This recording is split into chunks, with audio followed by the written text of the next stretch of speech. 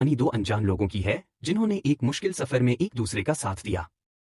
एक तरफ है एक होशियार जासूस जो दुनिया को तबाही से बचाने के लिए अपने आप को खतरे में डालती है, और दूसरी तरफ एक आम इंसान जो अपने प्यार के लिए इस खतरनाक खेल का हिस्सा बन जाता है।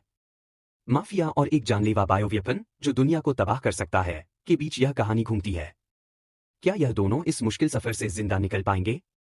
चलिए इस सस्पेंस भरी कहानी का एक एक राज खोलते हैं।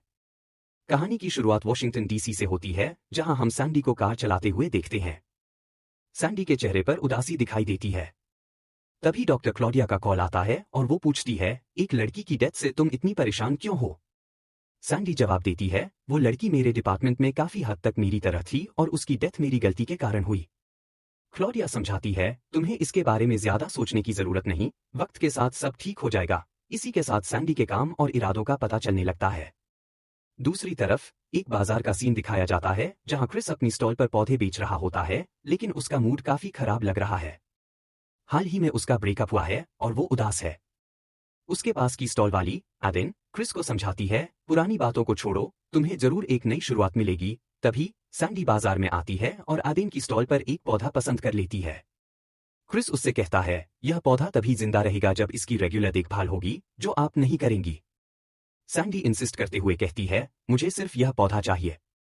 आदेन उनका झगड़ा सुनकर पौधा सैंडी को $10 में बेच देती है। क्रिस आदेन से गुस्सा होकर कहता है, तुम्हें यह पौधा नहीं बेचना चाहिए था। आदेन मजाक में कहती है, तुम पौधे की सोच रहे हो, पर एक खूबसूरत लड़की के सामने तुम उसे इम्प्रेस करने के बजाय उससे बहस कर रहे हो। यह सुनकर क्रिस सैंडी के पास जाता है और कहता है, क्या हम कॉफी के लिए मिल सकते हैं? सैंडी हैरान होकर कहती है, अभी हमने बहस की और तुम कॉफी का कह रहे हो? क्रिस सॉरी कहकर वहां से जाने लगता है, लेकिन सैंडी उसे रोकती है और कहती है, अगर सिर्फ कॉफी की बात हो रही है तो हम जा सकते हैं। क्रिस खुशी खुशी उसकी कार में बैठ जाता है और दोनों कॉफी पर एक साथ शहर में घूमने लगते हैं। दोनों दिन भर साथ बिताते हैं और रात को एक जगह मिलकर गाने लगते हैं। सैंडी क्रिस से कहती है, मुझे ऐसा पार्टनर चाहिए जो कैक्टस की तरह हो, जो लंबी देर तक पानी ना मिले भी तो जिंदा रहे। मैं ज्यादा ट्रैवल करती हूँ, इसलिए मुझे ऐसा पार्टनर चाहिए जो मुझे समझे और हमारे बीच दूरियां होने पर भी उसे कोई परेशानी ना हो। धीरे धीरे दोनों करीब आने लगते हैं और एक दूसरे को किस करने लगते हैं। सुबह होने पर क्रिस सैंडी को घर छोड़ने जाता है और दोनों कहते हैं, दिन बहुत अच्छा गुजरा। सैंडी घर के अंदर चली जाती है, लेकिन कुछ देर बाद फिर से दरवाजा खोलकर क्रिस को अंदर ले जाती है। वहां दोनों का रोमांस शुरू हो जाता है और वो दोनों इस लम्हे को एंजॉय करते हैं।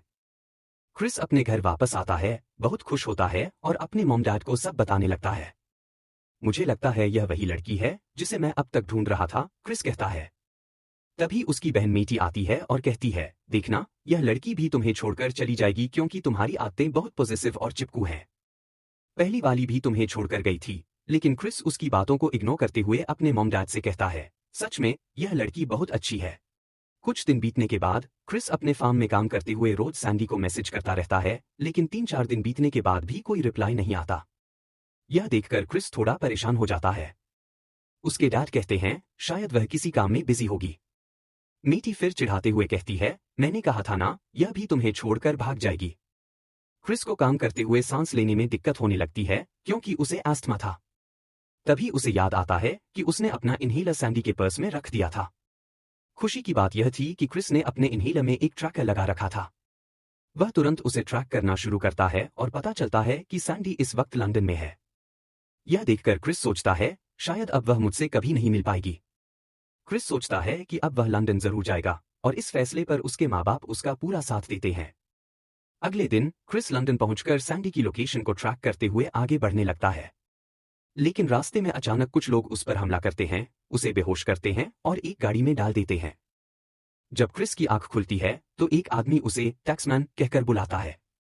उसे एक लैब में बंद रखा गया होता है जहां खतरनाक कीड़े होते हैं जो लोगों को टॉर्चर करके सच उगलवाने के लिए इस्तेमाल किए जाते हैं। यह देखकर क्रिस बहुत घबरा जाता है और उन्हें समझाने की कोशिश करता है कि वह एक आम किसान है, लेकिन वह लोग उसकी बात पर विश्वास नहीं करते। वह लोग एक जहरीला कीड़ा क्रिस के पास लाते हैं जो इंसान की जान ले लेता है, लेकिन तभी दीवार टूटकर सैंडी वहां आ जाती है। सैंडी बिना किसी झिझक के सब लोगों को मार गिराती है, जिसे देखकर क्रिस बिल्कुल शॉक में आ जाता है। उसे छुड़ाने के बाद सैंडी क्रिस को एक गन देती है। तभी और लोग आकर उन पर फायरिंग करने लगते हैं, लेकिन दोनों एक टेबल के पीछे छुप जाते हैं। सैंडी बाहर निकलकर एक एक करके सबको मार देती है। क्रिस हैरान होकर पूछता है, तुम आखिर हो कौन? सैंडी बताती है कि वह एक CIA एजेंट है। वहां से दोनों गुफा के बाहर निकलते हैं और देखते हैं कि वह पाकिस्तान में है। तभी वहां की सेना उन पर गोलियां चलाना शुरू कर देती है। गोलियां बचते हुए वह दोनों भागने लगते हैं। एक बस को देखकर सैंडी बस रोकने के लिए गन का इस्तेमाल करती है और दोनों उसमें चढ़ जाते हैं। लेकिन सेना का पीछा अब भी जारी रहता है। सैंडी बस चलाती है और क्रिस उससे लड़ते हुए कहता है, तुमने मुझे झूठ बोला कि तुम एक आर्ट डीलर हो और मैं तुमसे प्यार करने लगा। सैंडी जवाब देती है, हमारा जो हुआ वह थोड़ा मोड़ा था, लेकिन तुम्हारे इतने सीरियस होकर पीछे आने की क्या जरूरत थी? इतने में एक सिपाही बस में आ जाता है, लेकिन क्रिस मुश्किल से उससे लड़कर नीचे गिरा देता है। सैंडी अपनी बहादुरी दिखाते हुए जो सिपाही बस में आते हैं उनसे लड़ती है और बस का पीछा कर रही गाड़ियों को तबाह कर देती है। सिपाहियों से छुटकारा पाने के बाद उनकी बस खराब हो जाती है और दोनों पैदल चलने लगते हैं। दूसरी तरफ एक माफिया लिवाक को दिखाया जाता है जो क्रिस और सैंडी के पीछे लोग भेज रहा था। उसका आदमी क्रिस की प्रोफाइल दिखाता है और कहता है, टैक्समैन की शक्ल मिल गई है, लेकिन इंटेलिजेंस डाटाबेस में उसका कोई रिकॉर्ड नहीं है। लिवाक गुस्से में आकर कहता है, अब इस टैक्समैन की फोटो हर आदमी तक पहुंचा दो। जो इसे जिंदा पकड़ेगा उसे $1 मिलियन मिलेगा। अब क्रिस के पीछे और लोग लग जाते हैं। क्रिस और सैंडी टैक्सी लेकर मर्को से मिलने जाते हैं, क्योंकि सैंडी क्रिस को अमेरिका भेजने के लिए मर्को की मदद लेना चाहती थी। मर्को बाहर आकर सैंडी से किस करता है, जो क्रिस को बिल्कुल पसंद नहीं आता। पता चलता है कि सैंडी और मर्को पहले एक मिशन पर काम कर चुके हैं। मर्को और सैंडी की बातचीत से यह साफ होता है कि सैंडी यहां क्रिस को बचाने नहीं, बल्कि एस्टिक नाम के एक खतरनाक बायोवेपन को हासिल करने आई थी, जो लेवक के लोगों के पास था। इस बात का पता चलने पर क्रिस को और भी बुरा लगता है, क्योंकि वह समझता है कि सैंडी ने उसे सिर्फ एक बहाने के तौर पर इस्तेमाल किया। सैंडी मर्को से कहती है कि क्रिस को किसी भी तरह अमेरिका भेज दो, और मर्को इस जिम्मेदारी को एक्सेप्ट कर लेता है। लेकिन जैसे ही मर्को क्रिस को लेकर निकलता है, एक आदमी आकर मर्को को गोली मार देता है और सैंडी को बंदूक के नोक पर ले लेता है। उन्हें आगे ले जाते वक्त लेपर्ड नाम का एक और आदमी कार में पहले से गॉड के साथ होता है। लेपर्ड को मारकर गॉड दोनों को कार चलाने के लिए मजबूर करता है और उन्हें बताता है कि लेवक ने क्रिस को पकड़ने के लिए $1 मिलियन का इनाम रखा है। रास्ते में एक और गाड़ी आकर गॉड की कार को उड़ा देती है, जिससे सैंडी और क्रिस किसी भी तरह से बच जाते हैं और एक गाड़ी लेकर निकल जाते हैं। क्रिस रास्ते में सैंडी को बताता है कि जब उसे पकड़ा गया था तब उससे बार बार किसी पासकोड के बारे में पूछा जा रहा था। यह सुनते ही सैंडी समझ जाती है कि बायोवेपन का पासकोड अब तक लेवक के लोगों के हाथ नहीं लगा है और उन्होंने क्रिस को गलतफहमी में टैक्समैन समझ लिया था। गुस्से में सैंडी क्रिस से कहती है, तुमने मुझे पहले यह बात क्यों नहीं बताई? सैंडी क्रिस के सिर पर मारकर उसे बेहोश कर देती है और लेवक के लोगों के सामने जाकर कहती है कि उसके पास असली टैक्समैन है। वीना, जो लेवक का खास आदमी है, सैंडी से पासकोड मांगता है। सैंडी उससे पासकोड देने का नाटक करते हुए एक छोटी सी डिवाइस उसके हाथ में थमा देती है, जो शॉक देने वाली होती है।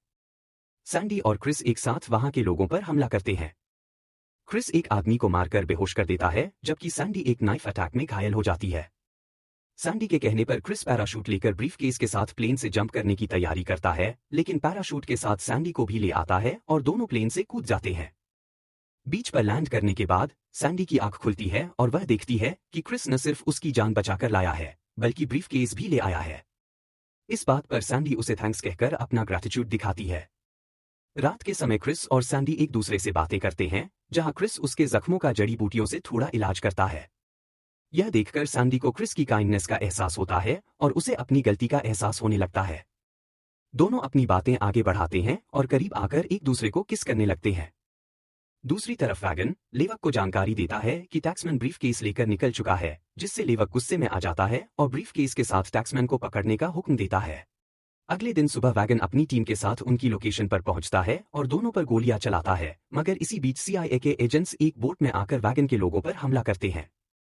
लेकिन वैगन ब्रीफकेस लेकर वहां से निकल जाता है और CIA एजेंट्स बीच पर आकर सैंडी और क्रिस को अपने हेडक्वार्टर्स ले जाते हैं। वहां जैक्सन नाम का एक CIA एजेंट उन्हें लाई डिटेक्टर मशीन के जरिए सवाल करने लगता है, मगर पूरी बातचीत के दौरान सैंडी और क्रिस लड़ते रहते हैं। जैक्सन सैंडी को क्लॉडिया, जो उसका बॉस है, से मिलने भेजता है। क्लॉडिया उसे ये समझाती है कि वो न सिर्फ बायोवेपन वापस लाने में फेल हुई है, बल्कि कई रूल्स तोड़ने की वजह से उसे कुछ दिनों के लिए सस्पेंड किया जा रहा है।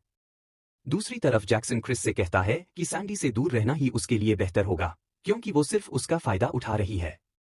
CIA एजेंट्स डिसाइड करते हैं कि लेवक को पासकोड का आधा हिस्सा दिया जाए, ताकि वो क्रिस को पकड़ने आए और उनका मिशन कंप्लीट हो। मगर क्रिस इनिशियली इस प्लान से मना कर देता है।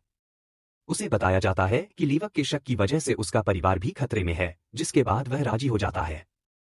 सैंडी क्रिस को समझाने की कोशिश करती है कि ये मिशन उसके लिए बहुत खतरनाक होगा और सीआईए उसका इस्तेमाल करके उसे अकेला छोड़ देगी, मगर क्रिस उसे जवाब देता है कि उसका कहना भी सीआईए के बाकी एजेंट्स से अलग नहीं है। दूसरी तरफ डेनी, जो लीवक के बायोवेपन के काम का असली जिम्मेदार है, लीवक को धमकाता है कि अगर 48 घंटे के अंदर पासकोड नहीं मिला तो वो उसे मार देगा। सीआईए एक होटल में क्रिस के लिए एक टेबल बुक करता है और टैक्समैन के नाम से लीवक को लोकेशन भेजता है। लीवक और डेनी वहां पहुंचते हैं, लेकिन लीवक अपनी चालाकी से पहले ही सीआईए एजेंट्स को मार देता है। टेबल पर क्रिस उन्हें पासकोड देने का नाटक करता है और कहता है कि अगर दोगुना पैसा दिया जाए तो वो ब्रीफकेस खोलेगा।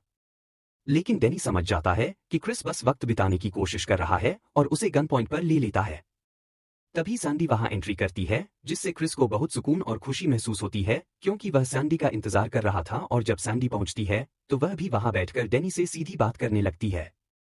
सैंडी बताती है कि असली टैक्समैन वह है और पासकोड उसके पास है।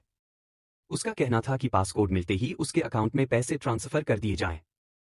फिर सैंडी पासकोड डालती है और ब्रीफकेस को खोल देती है, जिसमें एक छोटे बॉक्स में बायोवेपन रखा होता है। ब्रीफकेस खुलते ही उसके अकाउंट में पैसे ट्रांसफर कर दिए जाते हैं, लेकिन लेवक बोलता है कि अभी काम पूरा नहीं हुआ और दोनों को वहां से जाने की इजाजत नहीं मिलती। तभी कुछ गैंगस्टर्स वहां आ जाते हैं और लीवक को गन पॉइंट पर रख लेते हैं, क्योंकि सैंडी ने लीवक के सर पर $1 मिलियन का इनाम रख दिया होता है।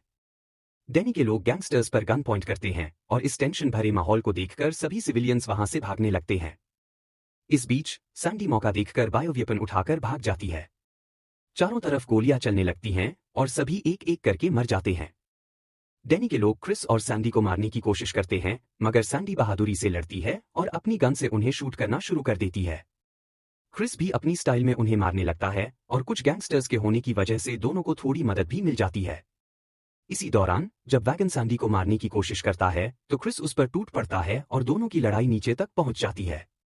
वहां बिल्डिंग का यूनिक डिजाइन, जो पूरी तरह घूम सकता था, लड़ाई के दौरान मशीन के शूट होने की वजह से एक्टिवेट हो जाता है।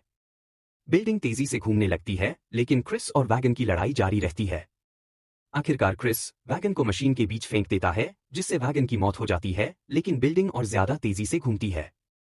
दूसरी तरफ डेनी लीवक से कहता है कि सैंडी से बायोवेपन लेकर आए, पर लीवक उल्टा डेनी को ही गोली मारकर खत्म कर देता है। फिर लीवक सैंडी के पास जाकर बायोवेपन लेने के लिए लड़ना शुरू कर देता है। दोनों के बीच इंटेंस लड़ाई होती है, लेकिन जब लीवक सैंडी को मारने वाला होता है तब क्रिस वहां आकर उसे रोक लेता है। लीवक के हाथ में बायोवेपन आता है और वो भागने की कोशिश करता है, लेकिन सैंडी एक गन उठाकर गोली चलाती है, जिससे छत का एक हिस्सा टूटकर लीवक पर गिर जाता है। सैंडी तुरंत उसके हाथ से बायोवेपन ले लेती है और क्रिस उसे बचा लेता है। इस तरह दोनों ने न सिर्फ वेपन को सेव किया, बल्कि अपनी जान भी बचा ली। दोनों इस जीत पर खुशी महसूस करते हैं। आखिर में क्रिस और सैंडी को अपने घर पर पूरे परिवार के साथ डिनर करते हुए दिखाया जाता है। क्रिस की बहन मेटी उन दोनों को साथ देखकर बहुत खुश होती है। पूरा परिवार क्रिस और सैंडी के साथ होने के सफर और मुश्किलों के बारे में सुनता है। क्रिस के मॉम डैड उन्हें एक साथ देखकर खुशी से भर जाते हैं और कहानी यहीं हंसी खुशी खत्म हो जाती है।